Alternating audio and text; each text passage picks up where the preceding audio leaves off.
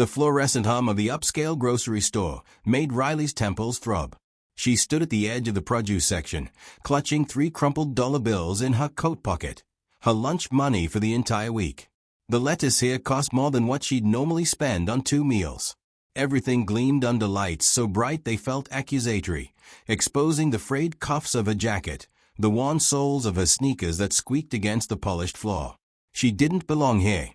But the community center's kitchen needed fresh vegetables for tomorrow's meal program, and the discount grocer had been out of stock.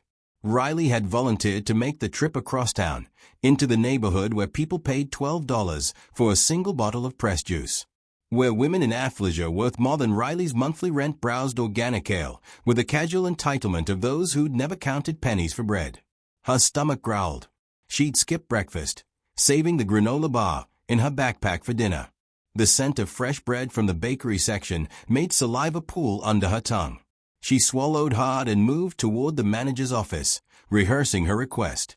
The center had an account here. Maybe they'd extend credit just this once. Before she reached the customer service desk, she nearly collided with an elderly woman standing motionless in the dairy aisle. The woman was small, her shoulders curved forward beneath a thin cardigan that had been mended multiple times. Her hands trembled as she held a carton of eggs, reading the price tag over and over as if the numbers might change. Her shopping basket contained only the essentials: bread, milk, a single can of soup. Her face carried the particular exhaustion of someone who'd been making impossible choices for too long. Riley recognized that look. She'd seen it in her own bathroom mirror more times than she could count. The woman set the eggs back on the shelf with careful, deliberate movements. Her lips pressed into a thin line. She picked up a smaller carton, 6 eggs instead of 12, then put that back too. Her hand shook harder. She closed her eyes. "I'm sorry," the woman whispered to no one. "I'm so sorry." Riley's chest tightened. The $3 in her pocket suddenly felt heavier. She'd planned to buy a sandwich from the deli later this week, something hot with actual protein. But this woman needed eggs more than Riley needed lunch. Before she could second-guess herself, Riley stepped forward and placed the 12-count carton in the woman's basket. "Please," Riley said quietly. "Take them." The woman startled, her eyes widening.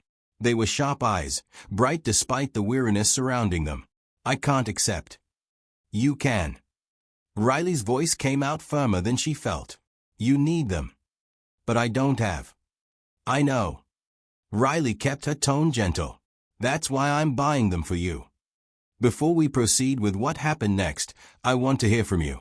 Comment below and let me know where you're watching this from, what city, what country. I read every single one, and it means everything to know this story is reaching you wherever you are in the world. The woman's eyes filled with tears. She touched Riley's wrist with fingers that felt like paper. "Thank you. God bless you, child." Riley paid for the eggs at the self-checkout, using 2 of her 3 remaining dollars. Her stomach twisted with anxiety about how she'd eat for the next 5 days, but she pushed the thought away. She'd figure it out. She always did. As she turned to leave, a commotion erupted near the store entrance. A man in an expensive suit strode through the automatic doors, his phone pressed to his ear, his voice carrying across the store with the particular volume of someone accustomed to being heard. 3 people followed him, assistants, Riley guessed, from the way they moved in his orbit. "I don't care what the board thinks," he said into his phone. "If they can't deliver on time, find someone who can." He was tall, broad-shouldered, with silver threading through his dark hair. His watch caught the light, the kind that cost more than most people's cars. Everything about him radiated authority and wealth, from his tailored suit to the way he walked as if the store itself should rearrange to accommodate him. His name was Preston Whitmore, though Riley didn't know that yet. She only knew he made her instinctively step back, pressing herself against a display of artisan crackers to let him pass. He didn't notice her. People like him never did. But he noticed the elderly woman. She stood near the bakery section now, counting coins from a small zippered purse. Her hand still shook. The eggs Riley had bought sat in her basket, and she'd added nothing else. She was trying to determine if she had enough for a small loaf of bread. Preston stopped walking. His assistants nearly collided with him. "Excuse me," he said, addressing the woman with the tone someone might use for a minor inconvenience. "You're blocking the display." The woman looked up, confused. She stood nowhere near any display. I'm sorry, This is a premium establishment, Preston continued. If you can't afford to shop here efficiently, perhaps you'd be more comfortable at a discount store. The words landed like slaps. Around them, other shoppers slowed, watching. Some had the decency to look uncomfortable. Others smirked, enjoying the spectacle. Riley's pulse spiked. Heat flooded her face, not embarrassment, but rage. The woman's face crumpled. She clutched her basket tighter, her knuckles white. I'm just trying to. You're trying to what? Count pennies in the middle of my shopping trip. Preston glanced at his watch with exaggerated impatience. Some of us have actual purchasing power to exercise. One of his assistants laughed, a sharp, cruel sound. Riley's feet moved before her brain caught up. She crossed the space between them in 4 strides. She has every right to shop here, Riley said. Her voice came out steadier than she felt. Preston's gaze shifted to her, and for the first time, he actually looked at her. His eyes traveled over her worn clothes, her bargain brand sneakers, her lack of jewelry. She watched his assessment happen in real time, watched him categorize and dismiss her in under 3 seconds. And you are, he asked. Someone who thinks basic human decency doesn't require a credit limit. His expression hardened. This is a private establishment. They have standards. Standards. Riley's hands clenched into fists. You mean standards like treating elderly women with respect? I mean standards like not clogging the aisles while counting pocket change. He turned to his assistants. Can you believe this? They murmured agreement, their eyes sliding away from Riley's. Cowards, she thought. Expensive cowards. Preston looked back at Riley with something approaching amusement. You want to defend her? Fine. Let's make this interesting. The air in the store seemed to still. Other shoppers had stopped pretending to browse. They watched openly now, phones in hands, recording. I'll make you a bet, Preston said. If you can prove to me that she, or you, for that matter, actually belong in a store of this caliber, I'll apologize. Publicly. Riley's throat went dry. What do you mean, prove? Simple. His smile was cold. Tell me about the wine selection here. Any premium establishment worth its salt has knowledgeable clientele. If you can identify 3 bottles from the Reserve collection and explain their proper pairings, I'll admit I was wrong. And if I can't, then you both leave. And you stop pretending you're something you're not. The cruelty of it stole Riley's breath. He'd chosen something deliberately obscure, something that required expensive education or years of luxury dining experience. He knew she couldn't answer. That was the point. Around them, the crowd had grown. Someone whispered, "This is going to be good." Riley's mind raced. She could walk away. Should walk away. This man wanted to humiliate her, and she was about to let him. But the elderly woman stood behind her, still clutching her basket, her face pale with shame. If Riley walked away now, the woman would carry this moment for the rest of her life. Would feel small and unwelcome in every public space she entered. Riley had felt that way too many times. She lifted her chin. Fine. I'll do it. Preston's eyebrows rose. He hadn't expected her to accept. Really? Yes. Her voice didn't waver, even though her legs did. But when I prove you wrong, you don't just apologize. You pay for her groceries. And mine. Deal. He extended his hand. Riley shook it. His grip was firm, confident. He thought he'd already won. One of his assistants whispered, "Should we go to the wine section?" "Absolutely," Preston said. "This should be entertaining." They walked toward the back of the store, where glass-enclosed cases displayed bottles with price tags that made Riley's eyes water.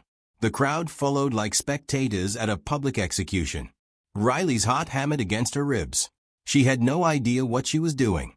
She'd never tasted wine that cost more than $7.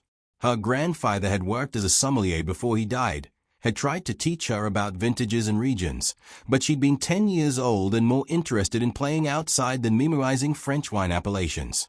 Still, some of it had stuck.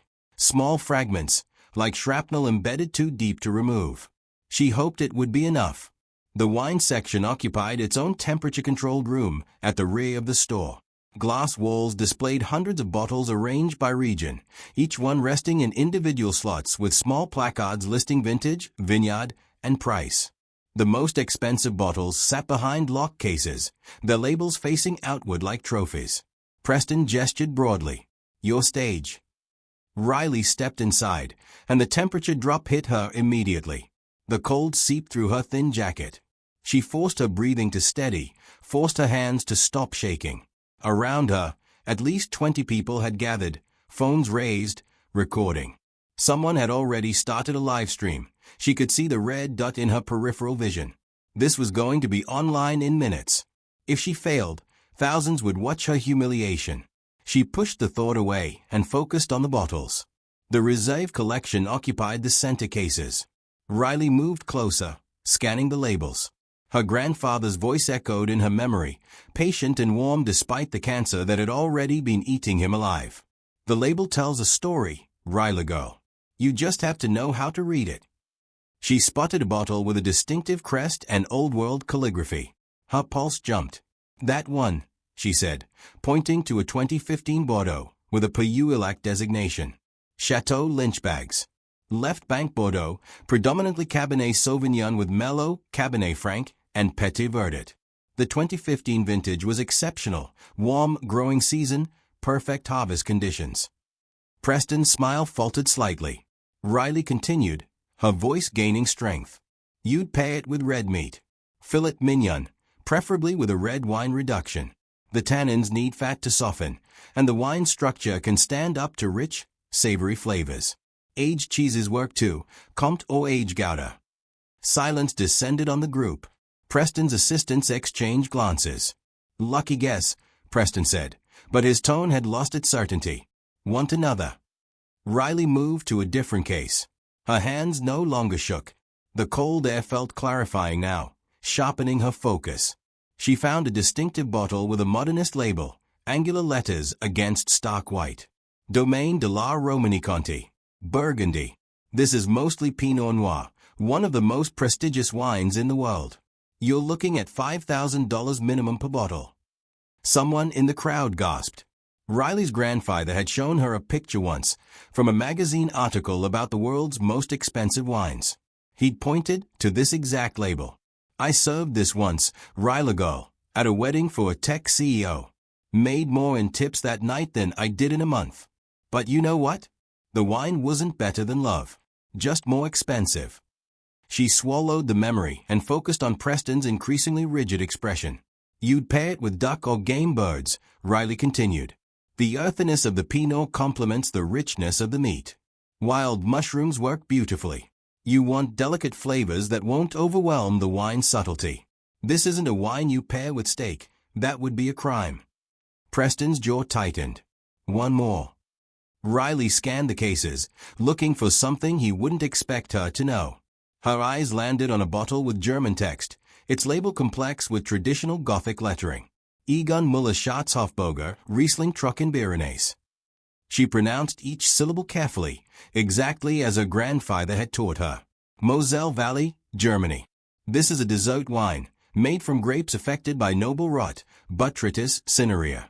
The production process is incredibly labor-intensive. Individual berries are hand-selected, often requiring multiple passes through the vineyard." She'd never forget the way her grandfather's face had lit up when he'd explained this particular wine. He'd called it liquid gold, though he'd never tasted it himself. "Too expensive, even for special occasions. You pair this with foie gras or blue cheese," Riley said. "The sweetness balances the richness. Or you serve it with fruit-based desserts, poached pears, apple tart. But honestly," she looked directly at Preston, "a wine this special doesn't need food at all. You sip it slowly and appreciate what decades of tradition and expertise can create." The silence that followed felt physical, pressing against her eardrums. Preston's face had gone pale, then red. His hands clenched at his sides. "You looked this up beforehand. You had to have." "I didn't." Riley's voice cut through his protest. "My grandfather taught me. He spent 40 years as a sommelier, working in restaurants where people like you ate. He knew more about wine than you'll ever learn, but he died without health insurance because his employers considered him disposable." The words came out harder than she'd intended. Around them, the crowd had gone utterly still. Preston opened his mouth, closed it. He looked at his assistants as if they might offer him an escape route. They stared at the floor. A man in a store uniform pushed through the crowd, the general manager, based on his name tag. He'd been watching from the back, his expression shifting from amusement to concern to something approaching awe. "Miss," he said to Riley, "that was remarkable. I've had wine distributors who couldn't identify those bottles, let alone explain the pairings so accurately." Riley's legs felt suddenly weak. The adrenaline that had carried her through the challenge was draining away, leaving exhaustion in its wake. Preston cleared his throat. "Fine. You knew some facts about wine. That doesn't." "You made a bet," the manager interrupted. "These people witnessed it. You said if she proved she belonged here, you'd apologize and pay for groceries." "I didn't think that she'd actually know anything." The manager's tone hardened. "That's obvious. But she met your terms. Exceeded them, actually." The crowd murmured agreement. Several people nodded. One woman said loudly, "Pay up." Preston's face cycled through emotions: embarrassment, anger, disbelief. He wasn't accustomed to losing, Riley realized. Especially not publicly.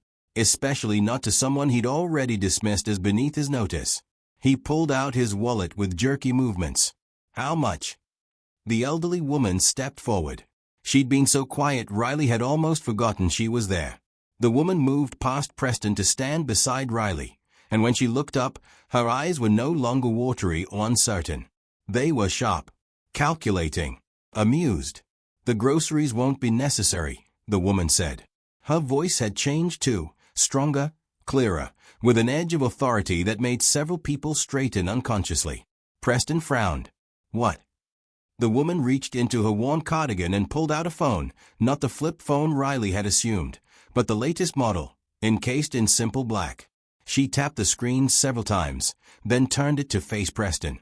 "I believe you work for Whitmore Industries," the woman said. "Your father's company. You're the VP of Operations, correct?" Preston's confusion deepened. "Yes. Who are you?" "My name is Evelyn Grant." She paused, watching his face. "I own 42% of your company's stock. As of last quarter, I became the majority shareholder." The color drained from Preston's face so quickly Riley thought he might faint. "That's impossible," he whispered. "It's public record." Evelyn's smile was thin. "My investment firm has been quietly acquiring shares for 18 months. Your father is aware. You, apparently, are not." She turned to Riley. "I came here today dressed as I am because I wanted to see how ordinary people are treated in establishments that cater to wealth. I've been conducting similar experiments for weeks. The results have been enlightening." Riley's mind reeled. The trembling hands, the counted coins, the mended cardigan, all of it had been a test. "You're really," Riley couldn't finish the sentence. "A billionaire?" "Yes." Evelyn's expression softened when she looked at Riley. "But that doesn't matter. What matters is that you saw someone in need and helped without hesitation. You gave up your own lunch money, which I suspect you can't afford to spare, to buy eggs for a stranger." She turned back to Preston. "And you saw what you thought was poverty and responded with cruelty. In front of witnesses. On camera." Preston swayed slightly. One of his assistants steadied him. "I think we need to discuss your future at Whitmore Industries," Evelyn continued. "Or rather, your lack of one. Because as of this moment, you're terminated. Security will escort you from any company property. Your final paycheck will be mailed." "You can't," Preston's voice cracked. "My father has already agreed. I called him while you were lecturing us about purchasing power." She gestured to her phone. "He was on the line the entire time. Heard every word you said." The crowd erupted in whispers. Phones captured every second. Preston stood frozen, his world visibly crumbling around him. His assistants backed away, distancing themselves from the wreckage. Riley's knees buckled. The manager caught her elbow, steadying her. "I need you to sit down," he said kindly, guiding her to a nearby bench outside the wine room. Evelyn followed, settling beside Riley with the practiced ease of someone who'd never needed to prove their right to sit anywhere. "Breathe," Dear, you've had quite a shock. I don't understand, Riley managed. Why me? Why any of this? Because I wanted to find someone genuine. Someone who acts with compassion even when no one's watching. Even when it costs them something they can't afford to lose. Evelyn placed her hand over Riley's. I've been searching for the right person to help me with a project. Something important. And I think I just found her. Before you continue with this story, I want to ask you something. If this message is reaching you, if you're feeling moved by what's happening here, take a moment right now to like this video, comment your thoughts below, share it with someone who needs to hear it, and subscribe to this channel so you never miss a story like this one. Check the description box below for more stories that will restore your faith in humanity. Your support means everything. Riley stared at her, unable to process the words. Preston stumbled toward the exit, his assistants trailing behind. Store security had appeared, two large men who bracketed him politely but firmly. As he passed, he looked back once at Riley, not with anger, with something wise, recognition that he'd underestimated her completely. The doors closed behind him. Evelyn squeezed Riley's hand. Now, let's talk about your future, and how we're going to change the world together. The manager's office smelled like coffee and printer toner. Riley sat in a chair that was too soft, her body sinking into cushions while her mind remained suspended somewhere above the situation, unable to fully land on what was happening. Evelyn sat across from her, no longer the fragile elderly woman from the dairy aisle. Her posture had straightened. Her eyes moved with the precision of someone accustomed to evaluating complex situations rapidly. She'd accepted a bottle of water from the manager, who'd then excused himself, closing the door behind him with the careful quiet of someone who knew when powerful people needed privacy. Your name is Riley Chen, Evelyn said. It wasn't a question. You're 23 years old. You dropped out of community college 2 years ago when your mother got sick. Stage 4 lymphoma. She passed 8 months ago. Riley's throat constricted. How do you? After you bought the eggs, I had my assistant run a background check. I'm thorough. Evelyn's tone remained gentle despite the invasive nature of the information. You currently work 3 part-time jobs. Morning shifts at a coffee shop, afternoons at a medical billing office, evenings doing data entry remotely. You volunteer at the community center on weekends because your mother volunteered there for 20 years, and you can't bring yourself to stop. Tears burned Riley's eyes. Hearing her life summarized so clinically made it sound even more exhausting than it felt. You have $1,700 in credit card debt, Evelyn continued. Your rent is 8 days overdue. You've been skipping meals to afford the internet bill because you need it for the data entry work. And despite all of this, you spent 2 of your last $3 on eggs for a stranger. She needed them more than I needed lunch. Riley's voice came out hoarse.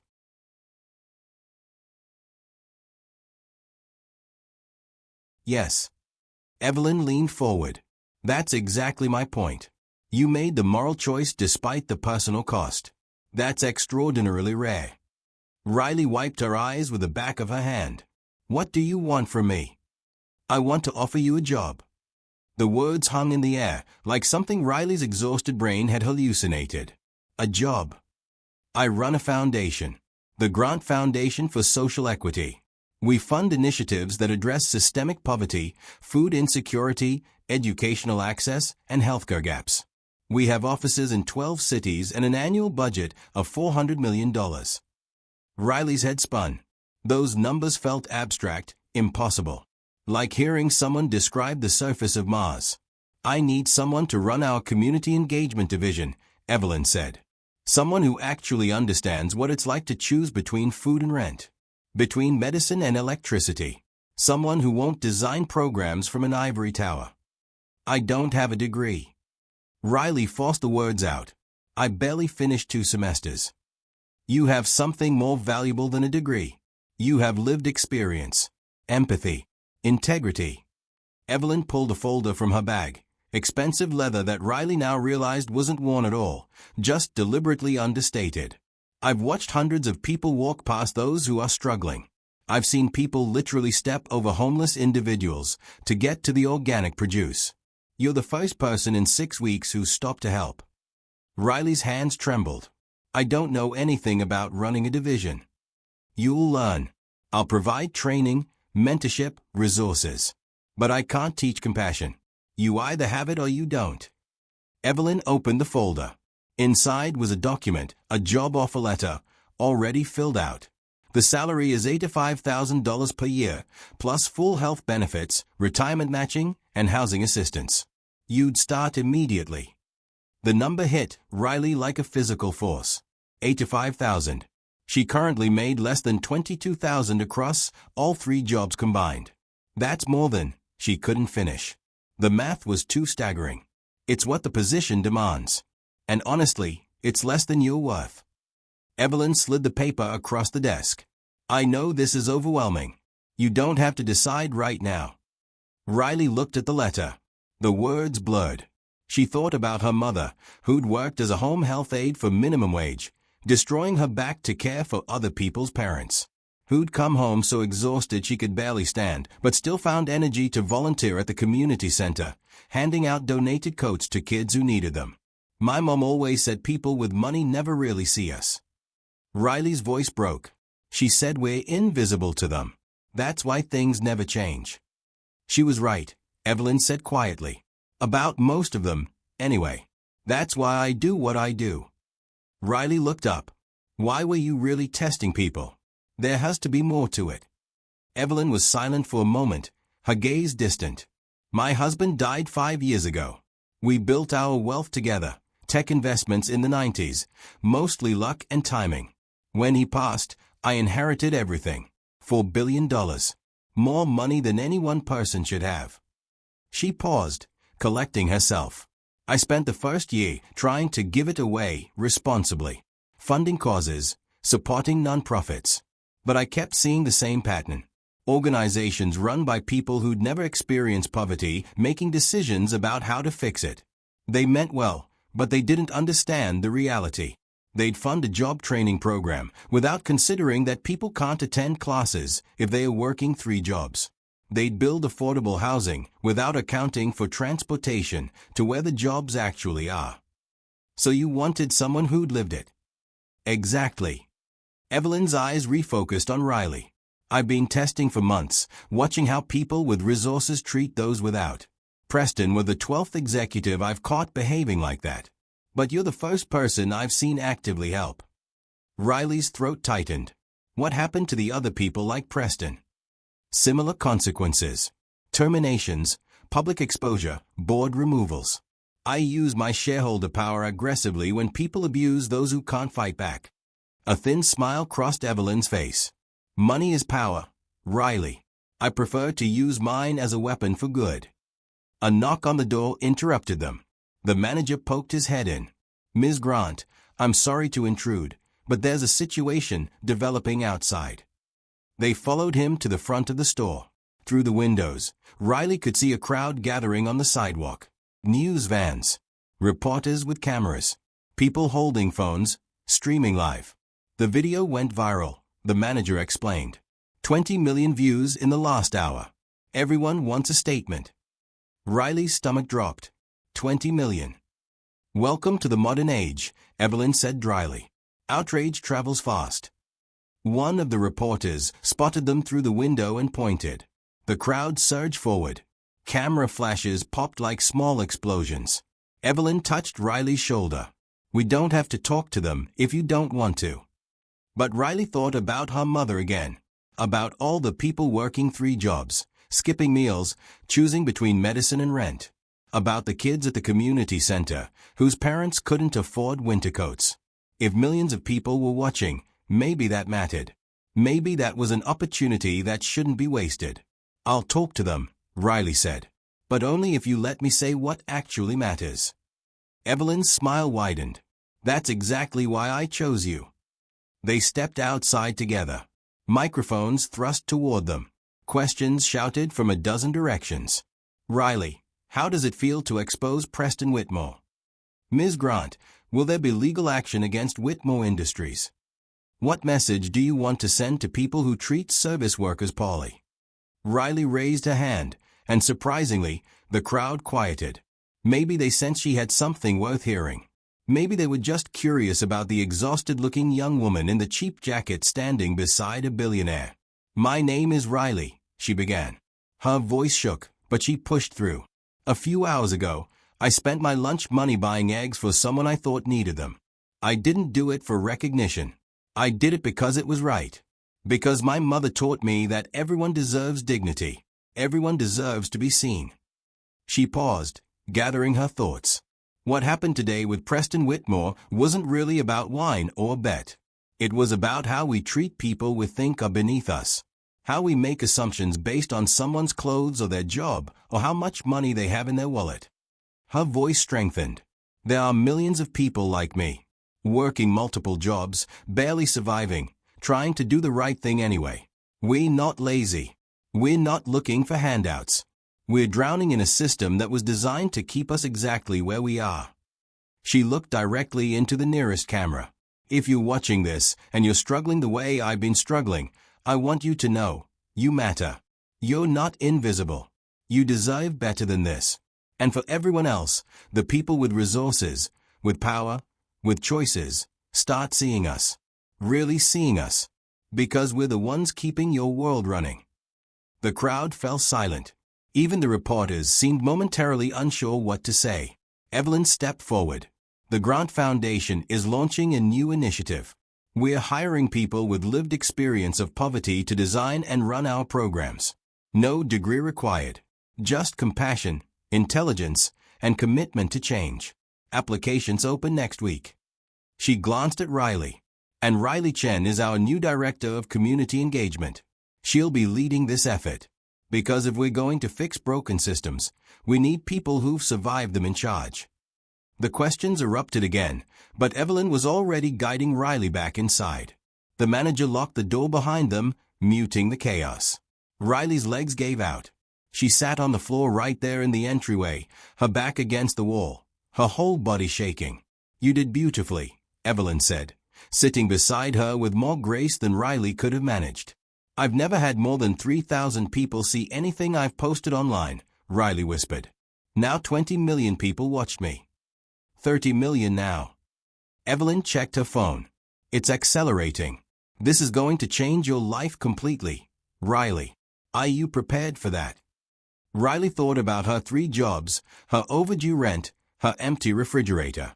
She thought about the community center kids who needed coats and the families who couldn't afford eggs and her mother's worn hands that had never stopped giving. "No," she said honestly. "I'm not prepared at all." "Good." Evelyn stood, offering her hand. "The best leaders never are. They just show up anyway and do the work." Riley took her hand and let herself be pulled to her feet. Through the windows, the crowd continued to grow. Her phone buzzed constantly in her pocket. Texts from numbers she didn't recognize, notifications from social media platforms she barely used. Everything had changed in less than 3 hours. She had no idea what came next. But for the first time in 2 years, she felt something other than exhaustion. She felt hope. 3 weeks later, Riley stood in front of floor-to-ceiling windows on the 42nd floor of the Grant Foundation headquarters.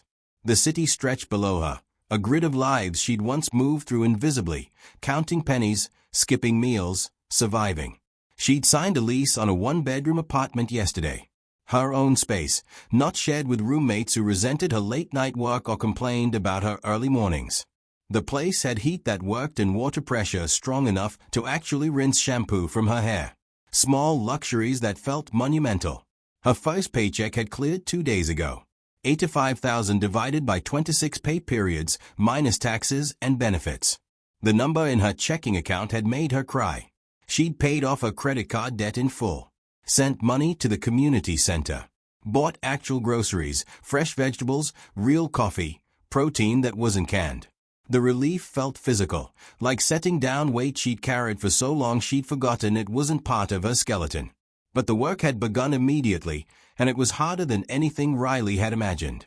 Evelyn had been right. No amount of education could have prepared Riley for this. The Grant Foundation operated like a machine, every division interconnected, every decision rippling outward. Riley had spent the first week simply trying to understand the organizational chart. She'd been assigned a team. 7 people, all with graduate degrees, all older than her by at least a decade. They'd looked at her with thinly veiled skepticism when Evelyn introduced her. Riley couldn't blame them. She'd looked like a child playing dress-up in her new professional clothes, still wearing the bargain store shoes because she hadn't had time to buy better ones. But Evelyn had been clear. Riley wasn't there to manage spreadsheets or attend pointless meetings. She was there to redesign how the foundation approached community engagement. Start with what you know, Evelyn had told her. What would have actually helped you 2 months ago? Riley had thought about her mother's medical bills, the insurance that covered almost nothing, the choices between medications and food, the way her mother had delayed treatment because she was afraid of the cost, and how that delay had killed her just as surely as the cancer. So Riley built a program around healthcare navigation, not just funding medical care. That was too simple, too disconnected from reality. Instead, the foundation would hire community health workers, people like Riley's mother had been, but actually paid a living wage. They'd help families understand their insurance, apply for assistance programs, navigate billing disputes. They'd sit with people in hospital waiting rooms and translate medical jargon and call pharmacists and fight with insurance companies. The boring, exhausting work that saved lives. Her team had pushed back. "We're already funding 3 clinics," her deputy director argued during their first planning meeting. "This seems redundant." "Clinics don't help if people can't afford to get to them," Riley countered. "Or if they don't understand their discharge instructions.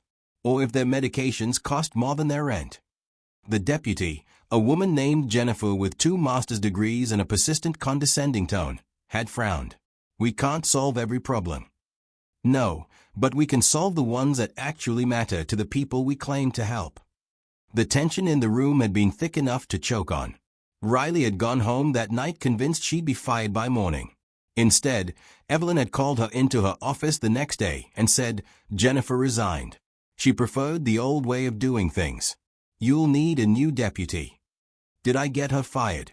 She fired herself by refusing to adapt. Evelyn's expression remained neutral. This work requires people who are willing to be uncomfortable. She wasn't. 3 more staff members left that first week. Riley felt sick about it until Evelyn showed her their performance reviews. All 3 had been coasting for years, producing reports that looked impressive but changed nothing. "Don't mourn dead weight," Evelyn said. "Mourn the people who needed help and didn't get it because we were too comfortable to change." Riley hired replacements carefully. A former homeless veteran who understood housing instability. A single mother who'd navigated the child key system for 10 years. A community organizer who'd spent 2 decades fighting for tenant rights. None of them had fancy degrees. All of them had expertise that mattered. The team meetings changed. Ideas flowed faster. Programs took shape that actually addressed root causes instead of symptoms. Within 2 weeks, they'd launched the healthcare navigation program in 3 cities. Within 4 weeks, they had a 6-month waiting list.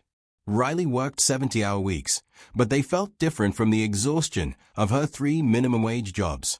This exhaustion came with purpose, with results, with the knowledge that her work was building something sustainable. The viral video's impact continued to spread.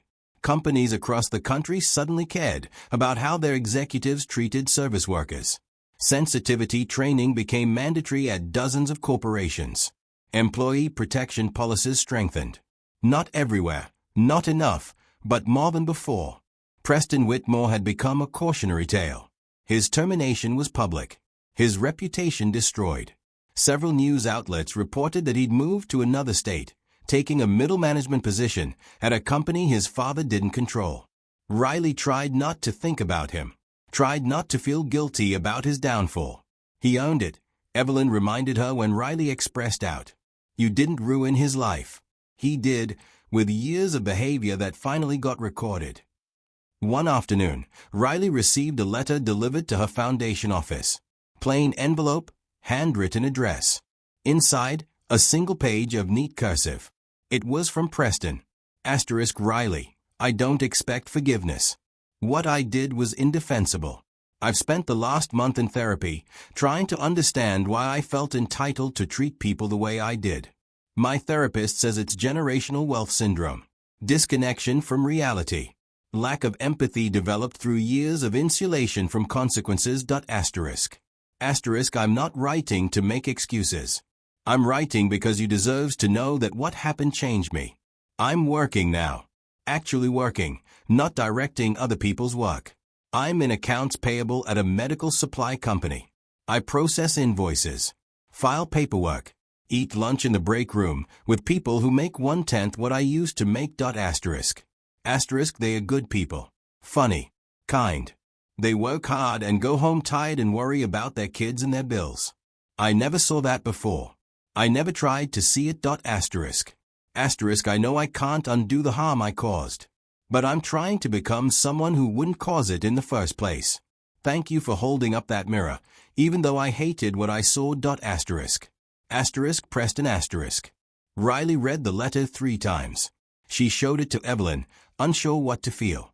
Do you believe him? Evelyn asked. I don't know. Maybe. Riley folded the letter carefully. Does it matter? It matters if he actually changes. If he doesn't, it was just expensive therapist speak. Evelyn leaned back in her chair. Time will tell. People either grow or they don't. That weekend, Riley returned to the community center. She'd been too busy to volunteer for 3 weeks, and guilt gnawed at her. The center had been her mother's second home.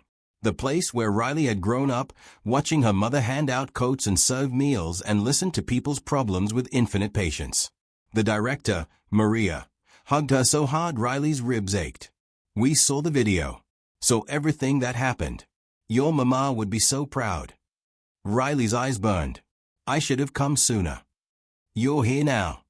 Maria pulled back, studying her. And you look different. Less tired. I can sleep now without worrying about rent. That's good. You deserve it.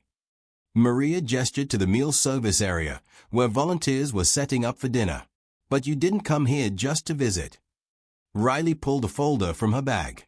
Inside, a proposal she'd spent the last week drafting. The foundation wants to partner with community centers like this one. Provide funding, training, resources. But we want you in charge of how it's used. No top-down mandates. You know what this community needs better than anyone. Maria's hands shook as she took the folder. How much funding? $5 million over 3 years. Renewable if the program succeeds. Maria sat down hard. That's more than our annual budget for the last 10 years combined. I know. Riley sat beside her. My mom worked here for free because she believed in this place. Because you helped our family when we needed it. I want to make sure you can keep helping families like mine. But with actual resources. With staff who get paid. With a building that has heat and a roof that doesn't leak. Maria pressed her hands to her face. Her shoulders shook. Riley waited, giving her time. Finally, Maria lowered her hands. Her eyes were red but fierce. Your mother used to say that poverty wasn't about money. It was about barriers. About having to fight twice as hard for half as much. She was right. She also said that the system would never change unless people who'd survived it took control. Maria squeezed Riley's hand. She'd be so proud of you, honey. So proud. They cried together for a while, mourning the woman who should have been there to see this. Who'd worked herself to death serving others and never got to witness what her daughter built from that foundation of service. Before Riley left, she stopped by the meal line. Families were already gathering. Single parents with exhausted eyes, elderly people counting limited resources, kids too young to understand why they were hungry. She'd been one of those kids once. Standing in this exact line, holding her mother's hand, trying not to feel ashamed that they needed help. Now she stood on the other side of the table, serving food. Just like her mother had done for 2 decades. The work continued. The work would always continue. But for the first time in her life, Riley believed it might actually matter. If this story is touching you, if you're seeing yourself or your loved ones in Riley's struggle and triumph, then take action right now. Like this video. Share it with someone who needs hope. Drop a comment below telling me what part resonated most with you. Subscribe to make sure you see every story we release. And check the description box for more true stories about ordinary people doing extraordinary things. Your engagement helps these stories reach the people who need them most. 6 months after the grocery store incident, Riley stood at the back of a hotel ballroom, watching 300 people take their seats. The Grant Foundation's annual Impact Summit had never included community members before, only donors, board members, and nonprofit executives. Evelyn had changed that this year. Half the attendees were people directly impacted by the Foundation's programs. Families who'd received healthcare navigation support. Veterans who'd been housed. Single parents who'd accessed childcare assistance. Young people who'd gotten job training. They sat in the same room as billionaires and senators, and no one could tell who was who. Riley had organized the whole event. Her team had worked 16-hour days for a month, but they'd done it. The program focused on storytelling, not the Foundation's accomplishments, but the actual experiences of people they'd served. Unfiltered, honest, sometimes uncomfortable. She spotted Preston Whitmore sitting alone near the middle of the room. He'd registered under his mother's maiden name, probably hoping not to be recognized. He wore an off-the-rack suit instead of bespoke tailoring. He looked smaller somehow, less certain of his right to occupy space. Their eyes met. He nodded once, tentatively. Riley nodded back. Forgiveness was complicated, but acknowledgement was possible. The lights dimmed. Evelyn took the stage. 6 months ago, she began, I met a young woman who spent her lunch money buying eggs for a stranger.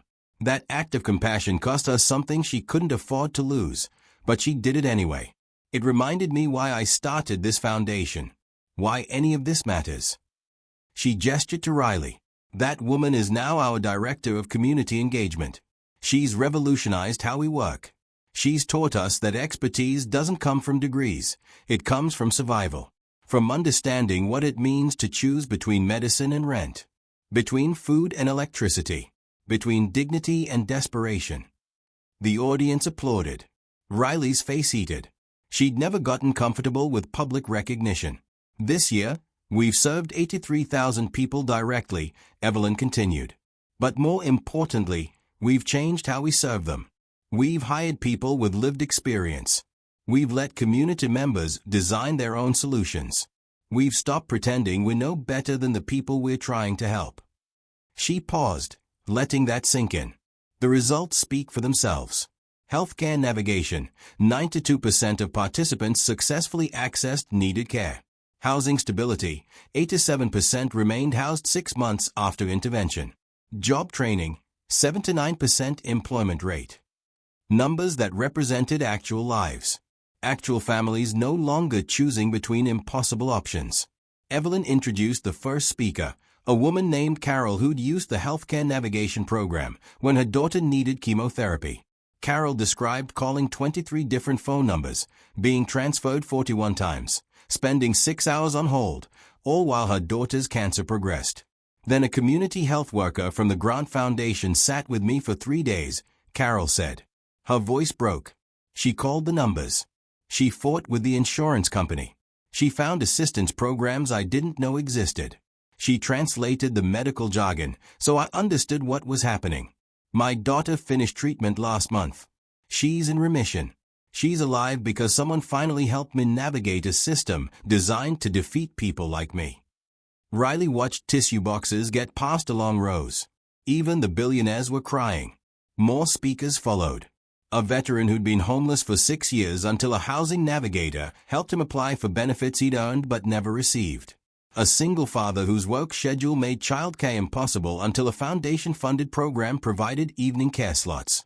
Each story was specific, detailed, real. During the break, a man approached Riley. Mid-50s, expensive watch, confident posture. He introduced himself as the CEO of a national retail chain. That video of you went viral in all our executive channels, he said. It scared people.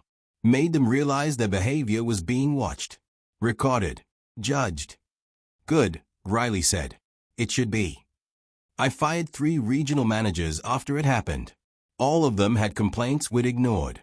Customer service reports about how they treated hourly workers. We'd dismissed it as personality conflicts. He looked uncomfortable. We were wrong. What are you doing about it now? Implementing real accountability. Anonymous reporting systems. Third-party investigations. Actual consequences. He handed her a business card. I'd like to hire you as a consultant. Help us redesign our copper culture from the ground up. Riley took the card. I'll think about it. After the summit ended, Evelyn found Riley in the empty ballroom. The staff was cleaning up, but they gave the two women space. You're being offered consulting contracts from 12 companies, Evelyn said. Some of them are probably genuine. Most are probably reputation management. How do I tell the difference? You don't. You make them prove it. Evelyn sat on the edge of the stage. You're going to be offered a lot of opportunities, Riley. Money, influence, platforms. It's intoxicating. Easy to lose sight of why you started. You're worried I'll sell out. I'm worried you'll burn out. This work is hard. The problems are enormous. You can't fix everything. Riley sat beside her. My mom used to say the same thing. That one person couldn't solve systemic poverty. She was right. But she still volunteered every week. Still helped individual families. Still made a difference to the people she could reach. Riley looked at her hands, no longer raw from scrubbing dishes at the coffee shop, no longer stained with anxiety and exhaustion. She taught me that you do what you can with what you have. You help the person in front of you. You build something bigger than yourself. That's why you're going to succeed. Evelyn stood. Come on. I have something to show you. They took the elevator to the 52nd floor executive offices Riley had never accessed. Evelyn unlocked a door at the end of the hall.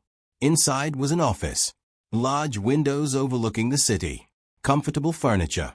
A desk made of reclaimed wood that probably cost more than Riley's first car. This is yours, Evelyn said. We're expanding your division. Tripling your budget. Hiring 50 new staff members. You'll need the space. Riley stared. I've been here 6 months. And you've accomplished more than people who've worked here 10 years. You've proven you can lead. Now I need you to scale it. I don't know if I'm ready for. You're not. Evelyn smiled. But you'll do it anyway. That's what makes you perfect for the job. Riley walked to the windows. The city spread below her, infinite and complicated. Somewhere down there, people were choosing between food and medicine. Working 3 jobs and still failing. Skipping meals to feed their kids. She couldn't save them all. But she could build systems that might. Her phone buzzed. A text from Maria at the community center. *20 families got jobs this month through the program you funded. 20 families who won't worry about rent next month. Your mama would be dancing. Riley closed her eyes. Felt the ghost of her mother's hand in his. Heard her voice. Do what you can, baby girl. Help who you can help. The rest will follow. She opened her eyes and looked at Evelyn. Okay. Let's do this. They spent the next 3 hours planning. New programs. New cities. New partnerships. The work was infinite. But that was okay. Meaningful work always was. As Riley finally left the building that night, she passed the grocery store where everything had started. The same store, though it looked different now. Management had changed. They'd hired community liaisons. Implemented anti-discrimination training. Created assistance programs for customers facing food insecurity. Small changes. But they mattered. Riley thought about Preston, sitting in that ballroom, watching people whose lives had been transformed. Whether his change was genuine remained to be seen. But at least he was trying. At least the consequences of his cruelty had penetrated his comfortable world enough to create discomfort. That was something. She walked to the community center. It was late, but Maria's office light was still on. Riley found her doing paperwork, her desk covered with grant applications and program reports. You should go home, Riley said from the doorway. Maria looked up, startled, then smiled. Look who's talking. You work more hours than anyone I know. Fair point. Riley leaned against the doorframe. I just wanted to say thank you. For everything you did for my mom. For me. For keeping this place running when no one gave you resources to do it. That's my job. No, your job was coordinator. What you did was family. Maria's eyes grew wet. Your mama was my best friend. Losing her nearly broke me. But watching you become this. She gestured at Riley, her professional clothes, her confident posture, her transformed life. That keeps me going. They hugged for a long time. When Riley finally left, she walked through the center's main room. The walls were covered with photos. Decades of families helped, lives changed, community built. Her mother's face appeared in dozens of the pictures. Smiling, serving, present. Riley touched one photo gently. "I hope I'm making you proud, Mama." The work would continue. Tomorrow, she'd go to her new office and hire her expanded team. She'd design programs and fight systems and make impossible decisions about limited resources and infinite needs. She'd fail sometimes. She'd frustrate people. She'd make mistakes. But she'd keep showing up, keep trying, keep building something that mattered. Because one person couldn't solve systemic poverty. But one person could start, could create momentum, could prove that change was possible when people who'd survived broken systems took control of fixing them. Riley walked out into the night. The city hummed around her, millions of lives intersecting, struggling, surviving. She was one person in that vast machinery. But she wasn't powerless anymore. None of them were. The work had just begun. If this story moved you, if you believe in the power of compassion, in the possibility of change, in the dignity of every human being regardless of their circumstances, then don't just watch and leave. Like this video to help it reach more people. Comment below with your thoughts, your own experiences, your hopes for a better world. Share this story with someone who needs to hear that kindness matters. Subscribe so you never miss another story that might restore your faith in humanity. And check the description box below for more true stories about people who refuse to accept that things can't change. Your engagement matters. Every like, every share, every comment helps these stories reach the people who need them most. Thank you for being here. Thank you for caring. Now go out and be the change you want to see.